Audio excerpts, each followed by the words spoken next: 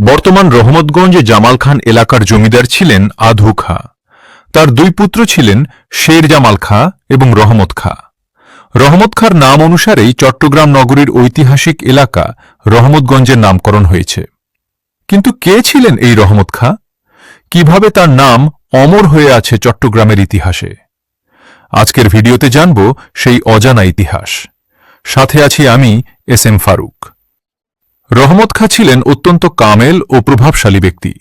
মোগল আমলে তিনি চট্টগ্রামের অন্যতম খ্যাতিমান নবাব হিসেবে পরিচিত ছিলেন। রহমতগঞ্জ ডাকঘরের অদূরেই অবস্থিত তার মাজার, যেখানে তিনি চিরনিদ্রায় শায়িত আছেন। এই মাজারের কাছেই একসময় ছিল তার রাজকীয় বাসভবন, যা সেই সময়ের ঐশ্বর্য ও ক্ষমতার সাক্ষ্য বহন করত। রহমতগঞ্জের ইতিহাসের সঙ্গে জড়িয়ে আছে চট্টগ্রামের আরও অনেক ঐতিহাসিক স্থাপনা।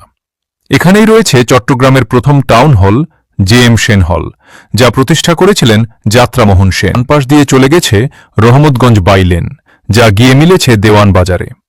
একসময় এই পথ জুড়ে ছিল নবাবী ও ব্রিটিশ আমলের আবহ, আর আজ সেখানে দাঁড়িয়ে আছে আধুনিক বহুতল ভবনের সারি। তবে ইতিহাসের কিছু স্মৃতি এখনও টিকে আছে। এখানেই রয়েছে কৃষ্ণচূড়া স্কুল এবং খান বাহাদুর আব্দুল সাত্তার রোড, যার নামকরণ করা হয়েছে ব্রিটিশ আমলের খ্যাতিমান আইনজীবী খান বাহাদুর আব্দুল সাত্তারের স্মরণে। জে.এম. সেন হল থেকে সামনে এগোলেই পাওয়া যায় দেওয়ানজি পুকুর লেন। এখানেই একসময় ছিল বাংলা কলেজ, বর্তমানে যেখানে রয়েছে শিশুবাগ স্কুল। দেওয়ানজি পুকুর পাড়ের সড়কটির নামকরণ করা হয়েছে শিল্পী প্রবাল চৌধুরীর নামে। তো নারী শিক্ষার অন্যতম প্রতিষ্ঠান কুসুম কুমারী সিটি কর্পোরেশন বালিকা উচ্চ বিদ্যালয়। কুসুম কুমারী ছিলেন যাত্রামোহন সেনের পুত্রবধূ।